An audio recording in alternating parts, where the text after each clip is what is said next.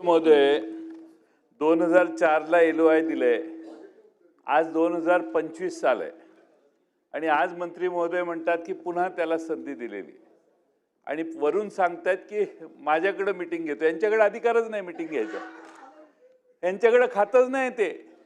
हाच गृहनिर्माण खात्याचा या सरकारमध्ये हाच मोठा प्रॉब्लेम आहे. उत्तर देसाई साहेब देतात आणि सगळा कार्यक्रम तिकडे चालू आहे. हे फक्त उत्तराला येतात जोपर्यंत एकनाथ शिंदे साहेब यांच्या उपस्थितीत देसाई साहेब याची बैठक लावत नाहीत तोपर्यंत या प्रश्नाला फारसा अर्थ येत नाही. अध्यक्ष महोदय, सन्माननीय चौधरी साहेबांनी 2004 पासून काय अवस्था झालेली आहे सांगितलं. पुन्हा मंत्री महोदयांनी सांगितलं की पुन्हा आता त्यांना संधी देण्याची व्यवस्था केलेली आहे. म्हणून मी विचारलं की विकासक आपल्या ओळखीचा आहे का.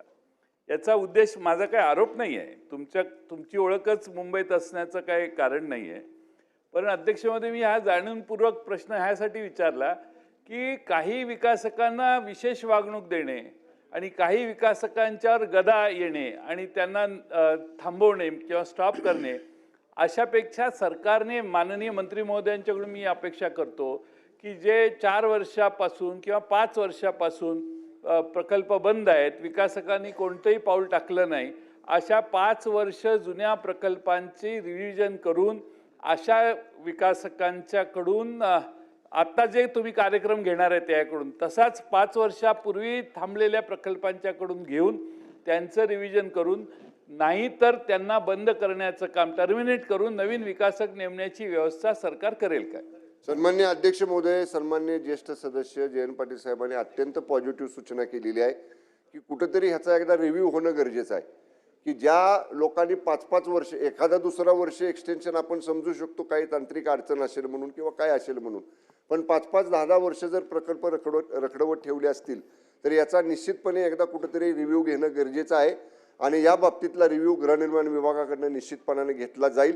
कारण शेवटी राज्य सरकारची प्रायोरिटी आहे आणि केंद्र सरकारची हाऊसिंगच्या बाबतीतली माननीय पंतप्रधान नरेंद्र मोदी साहेबांचं सुद्धा विजन आहे की आपल्याला सगळ्यांना घरे या ठिकाणी हक्काची द्यायची आहेत. त्यामुळं जयंत पाटील साहेबांनी ते विजन पूर्ण करण्यासाठी पॉझिटिव्ह सजेशन दिलेलं आहे. पॉझिटिव्ह 25 ते विजन पूर्ण करण्यासाठी सन्मान्य ज्येष्ठ सदस्य जयंत पाटील साहेबांनी एक पॉझिटिव्ह सजेशन दिलेलं आहे. सजेशनचे पॉझिटिव्ह ॲक्शन त्याच्यावर सरकार सुद्धा घेईल, त्याचा आम्ही रिव्ह्यू घेऊ. आणि राहता राहिला प्रश्न जयंत पाटील साहेब म्हणले मागे एकदा जे म्हणले होते तसंच की हे फक्त अधिवेशनापुरते आहेत.